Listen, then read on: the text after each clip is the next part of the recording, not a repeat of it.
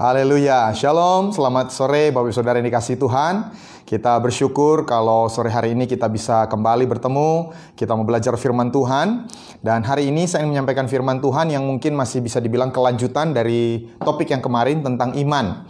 Kalau 2 hari yang lalu dan kemarin kita belajar tentang iman yang tidak menyerah, iman yang bertekun, iman yang bertahan, maka hari ini kita akan belajar tentang iman yang meraih janji Tuhan. Iman yang meraih sesuatu yang besar. Iman yang bukan hanya bertahan setia, tapi iman yang mau melakukan sesuatu. Mari kita berdoa sebelumnya. Haleluya, terima kasih Bapa di surga untuk sore hari ini kami bisa kembali merenungkan firman Tuhan. Dan kami tahu lewat perenungan firman Tuhan ini iman kami akan dikuatkan kembali. Juga untuk meraih janji-janji Tuhan yang Tuhan sudah siapkan bagi kami pribadi, bagi keluarga kami Tuhan. Urapi hamba-Mu dan kami semua yang mendengar, berkati pemberitaan firman-Mu ini. Di dalam nama Tuhan Yesus, haleluya, amin. Hari ini saya ingin membagikan dari Bilangan pasal 14 ayat yang ke-24. Bilangan 14 ayat 24. Tetapi hambaku Kaleb karena lain jiwa, dalam bahasa Inggris itu another spirit, jadi lain rohnya yang ada padanya, dan ia mengikut aku dengan sepenuhnya, akan kubawa masuk ke negeri yang telah dimasukinya itu, dan keturunannya akan memilikinya. Jadi kita akan belajar dari Kaleb dan Yosua yang masuk ke tanah perjanjian karena mereka memiliki another spirit, roh yang berbeda, roh yang lain. Berbeda dari apa? Kalau kita lihat dari ayat sebelumnya, ayat 22, ayat 23, ini cerita tentang 12 pengintai yang kembali membawa laporan hasil mereka mengintai tanah Kanaan. 10 pengintai itu memiliki roh yang takut, roh yang pesimis. Sehingga mereka menularkan ketakutan kepada seluruh bangsa Israel. Dan akibatnya sangat menyedihkan. Satu generasi Yosua dan Kaleb semuanya mati di padang gurun. Hanya 2 orang Yosua dan Kaleb yang berhasil meraih janji Tuhan. Kenapa mereka berhasil meraih janji Tuhan? Karena mereka memiliki another spirit, roh yang lain. Nah, mereka dijanjikan tanah Kanaan dan mereka punya banyak tantangan. Mereka punya tantangan berupa penduduk-penduduk yang kuat pasukannya. Tapi bukan hanya kuat, ada juga raksasa-raksasa yang menduduki tanah itu pada waktu itu. Dan ini relevan sekali dengan kondisi kita sekarang. Mungkin kita sebagian besar sudah mempunyai rencana, kita sudah punya janji Tuhan, kita sudah punya target, sasaran.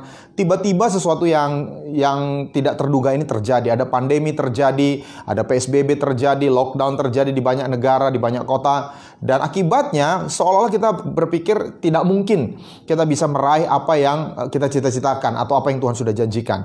Tapi hari ini kita mau percaya bahwa bisa. Tidak ada yang mustahil bagi Tuhan. Dan ada 4 hal yang mereka miliki, yang Yosua dan Kaleb miliki. Kita akan lihat satu persatu. Yang pertama, mereka mempunyai keyakinan yang kuat. Mereka mempunyai keyakinan yang kuat. Di ayat, Bilangan 14 ayat 9, hanya janganlah memberontak kepada Tuhan dan janganlah takut kepada bangsa negeri itu, sebab mereka akan kita telan habis. Yang melindungi mereka sudah meninggalkan mereka, sedang Tuhan menyertai kita, janganlah takut kepada mereka. Jadi Yosua dan Kaleb mempunyai keyakinan yang kuat. Orang itu banyak berusaha ingin menjadi orang yang meyakinkan. Para sales, mereka berusaha menjadi orang yang meyakinkan. Sekarang ada banyak kursus kepribadian untuk meningkatkan keyakinan diri. Sebab orang yang meyakinkan itu akan menarik orang lain kepada dirinya. Tapi saya percaya keyakinan yang kuat itu bukan sesuatu yang in out, sesuatu yang dari luar lalu kita ciptakan di dalam. Keyakinan itu lahir dari apa yang kita mengerti di dalam diri kita. Dan mengapa Yosua dan Kaleb itu bisa punya keyakinan sekalipun kondisi di luar itu berat? Karena mereka punya satu hal, mereka mengerti satu hal, Tuhan menyertai kita. Katakan, Tuhan menyertai saya. Jadi waktu kita tahu Tuhan beserta kita, Immanuel, Allah itu ada di pihak kita. Allah itu it's not against us. God is for us. Tuhan bersama kita. Maka ini yang menjadi dasar keyakinan kita. Itu yang dialami oleh Raja Daud. Daud ketika dia berhadapan dengan Goliat. Dia tidak mengandalkan alih-alihnya. Dia tidak mengandalkan batu diumbannya. Dia tidak mengandalkan pengalamannya. Dia mengandalkan Tuhan yang pernah menolong dia. Tuhan yang akan menyelamatkan dia lagi. Jadi apa yang pertama kita perlu ubah? Kita perlu bangkitkan keyakinan kita.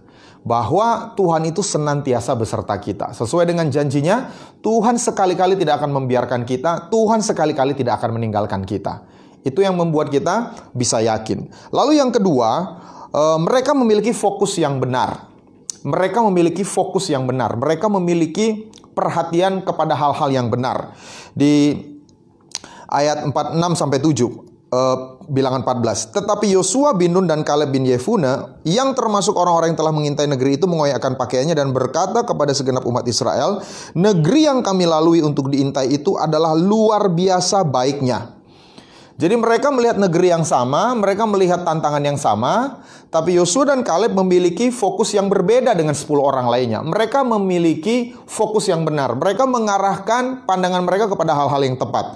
Nah, Bapak Ibu Saudara, ada satu prinsip. Hal-hal yang kita konsentrasikan, hal-hal yang kita fokuskan, hal-hal yang kita perhatikan, itu akan bertambah kuat. Sementara hal-hal yang kita abaikan, itu akan makin lemah dan lama-lama makin hilang. Contoh, kalau misalnya kita tersinggung dan kita tidak segera bereskan, kita terus ingat-ingat perkataan yang menyakitkan. Lama-lama rasa tersinggung itu menjadi rasa marah. Kok dia tega ya? Kenapa dia katakan seperti itu? Dan marah itu tidak kita bereskan, akhirnya bertumbuh menjadi sakit hati. Kalau sakit hati itu tidak kita bereskan dengan mengampuni, kita akan dendam. Suatu saat kita akan balas. Jadi di awal dari tersinggung ke marah, akhirnya menjadi sakit hati, dan akhirnya dendam. Bahkan mungkin bisa membunuh, mencelakai orang tersebut. Jadi apa yang kita fokus itu akan bertambah. Sebaliknya, apa yang kita abaikan, itu bisa akan menghilang. Contoh, biasanya kita memiliki kebiasaan saat teduh, membaca Alkitab, berdoa. Kita mulai abaikan. Lama-lama, karena kita mengabaikan kebiasaan pribadi, disiplin pribadi dengan Tuhan, akhirnya kita mulai kompromi dengan dosa. Dosa kecil kita mulai lakukan. Karena kita kompromi dengan dosa kecil dengan kita tidak bereskan, lama-lama kita akan kembali lagi ke hidup yang lama. Kita akan kembali ke dosa kita yang lama. Dimulai dari apa? Mengabaikan Tuhan, bersekutu dengan Tuhan. Jadi prinsip ini sangat berlaku. Apa yang kita fokus, apa yang kita konsentrasi akan bertambah besar, apa yang kita abaikan akan hilang. Perhatikan apa yang dilakukan oleh ke-10 pengintai yang pesimis, yang tidak beriman, yang takut. Apa yang mereka perhatikan itu akan makin bertambah besar. Di bilangan 13 ayat 28, mereka berkata seperti ini. Hanya bangsa yang diam di negeri itu kuat-kuat dan kota-kotanya berkubu dan sangat besar. Juga keturunan Enak telah kami lihat di sana. Keturunan Enak ini raksasa. Tapi karena mereka fokus kepada hal-hal tersebut, ayat 33, lihat apa yang terjadi. Juga kami lihat di sana orang-orang raksasa, orang Enak yang berasal dari orang-orang raksasa, dan kami lihat diri kami seperti belalang. Demikian juga mereka terhadap kami. Jadi yang pertama, kalau kita lihat di bagian yang lain, mereka melihat kotanya kuat. Tapi waktu mereka tetap fokus kepada hal negatif, mereka tambah lagi. Kotanya itu kuat, negeri itu memakan penduduknya. Jadi dari kota yang kuat, sekarang negeri yang memakan penduduk. Lalu kemudian dari keturunan Enak yang raksasa, menjadi mereka melihat kami seperti belalang. Jadi sekali lagi, kita harus perbaiki fokus kita. Memang kita tidak lari dari masalah. Kita tidak lari dari kenyataan. Kita tahu masalah itu ada. Tetapi kita jangan fokus kepada masalah kita. Mari kita fokus kepada Tuhan. Mari kita fokus kepada kebaikan yang sudah pernah kita alami. Mari kita fokus kepada hal-hal baik yang sekarang sedang kita miliki dalam hidup kita. Dan waktu kita berfokus kepada hal-hal baik tersebut, itu yang akan makin bertambah kuat dalam hidup kita. Dan itu yang membuat kita yang ketiga, berani bertindak. Yosua dan Kaleb itu berani bertindak. Dan bukan hanya berani bertindak, mereka bertindak berani. Jadi untuk meraih janji Tuhan, perlu ada tindakan berani. Katakan tindakan yang berani. Bilangan 14 ayat 9. Hanya janganlah memberontak kepada Tuhan dan janganlah takut kepada bangsa itu, sebab mereka akan kita telan habis. Yang melindungi mereka sudah meninggalkan mereka, sedang Tuhan menyertai kita. Janganlah takut kepada mereka. Nah, kenapa Yosua bisa sangat yakin? Yosua tidak ragu-ragu, Yosua tidak khawatir, karena mereka berserah kepada Tuhan. Mereka beristirahat. Di dalam Alkitab itu pakai istilah they have rest. Mereka beristirahat di dalam Tuhan. Kalau saya bersandar ke dinding ini, saya beristirahat, saya mengandalkan dinding ini untuk menopang tubuh saya. Saya nggak perlu keluarkan energi untuk terlalu besar berdiri. Saya bisa bersandar kepada dinding ini. Dan di Ibrani 4 ayat yang ketiga, Tuhan suka dengan sikap kita berserah kepada Tuhan.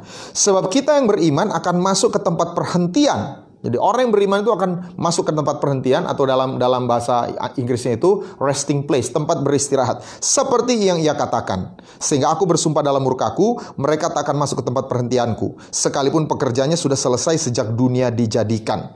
Jadi orang yang beriman itu yang akan bisa mengalami beristirahat, tenang di dalam Tuhan. Kenapa mereka tenang? Karena mereka percaya Tuhan yang akan mengerjakan semuanya. Tuhan yang akan menolong mereka, Tuhan yang akan membela mereka. Dan istilah tempat perhentian tempat beristirahat ini diambil dari masa penciptaan. Waktu Tuhan sudah menciptakan alam semesta ini 6 hari, hari ke-7 dia beristirahat. Dia percaya, Tuhan tahu bahwa segala sesuatu yang dijadikan itu sungguh amat baik. Dan Tuhan mau kita tiru teladannya. Kita masuk ke dalam tempat peristirahatannya dan percaya bahwa yang Tuhan kerjakan itu pasti sungguh amat baik. Jadi yang ketiga, orang yang beriman itu mereka bertindak berani. Kenapa? Karena mereka mengandalkan Tuhan. Mereka beristirahat di dalam Tuhan. Mereka tenang di dalam Tuhan. Lalu yang keempat, yang terakhir, ini penting. Orang yang beriman itu mengucapkan iman mereka. Orang yang beriman itu mengucapkan iman mereka. Bilangan 13 ayat 20. Kemudian Kaleb menenteramkan hati bangsa itu di hadapan Musa, katanya, "Tidak, kita akan maju dan menduduki negeri itu, sebab kita pasti mengalahkannya." Kita pasti mengalahkannya. Apa yang mereka imani dalam hati mereka, mereka perkatakan, kita pasti akan mengalahkannya. Nah, ibu saudara, ada satu kesamaan antara Tuhan dan manusia yang diciptakan, yaitu kemampuan berkata-kata. Tidak ada spesies lain di alam semesta ini yang bisa berkata-kata. Dan perkataan itu punya kuasa. Tuhan menciptakan alam semesta ini dengan perkataannya, dengan firman-Nya. Jadilah terang, maka terang itu jadi. Jadilah benda-benda penerang di angkasa, jadi. Bertumbuhlah tanaman-tanaman, tanaman bertumbuh. Dan prinsip yang sama juga Tuhan mau kita lakukan. Kalau kita mau lihat terjadi sesuatu, kita mau lihat perubahan terjadi, kita harus mulai memperkatakannya. Dan ada kuasa dalam perkataan kita. Kenapa? Karena perkataan itu lahir dari iman. Jadi ini bukan hanya sekedar mantra, ini bukan sekedar positif confession, bukan. Ini satu iman yang kita ucapkan. Waktu kita terima dari Tuhan, kita imani, kita perkatakan, maka keadaan akan berubah. Itu yang Tuhan Yesus ajarkan di Markus 11 ayat 23 sampai 24. Aku berkata kepadamu, sesungguhnya barang siapa berkata kepada gunung ini. Jadi kita tidak memohon, oh gunung tolong dong beranjak. Tidak. Berkata kepada gunung ini, beranjaklah dan tercampaklah ke dalam laut, asal tidak bimbang hatinya, tetapi percaya. Jadi ada iman dulu, bahwa apa yang dikatakannya itu akan terjadi, maka hal itu akan terjadi baginya. Ayat 24, karena itu aku berkata kepadamu, apa saja yang kamu minta dan doakan. Ini perkataan lagi. Percayalah bahwa kamu telah menerimanya, maka hal itu akan diberikan kepadamu. Jadi dua ayat ini ada 4 kata yang melibatkan organ mulut. Sementara organ hati hanya 2. Artinya apa? Tuhan mau apa yang kita percaya di hati, kalau bisa ucapkan 2 kali lipat lebih banyak dari apa yang kita percayai. Lebih sering perkatakan. Dan ini yang harus mungkin kita ubah. Selama ini perkataan kita negatif.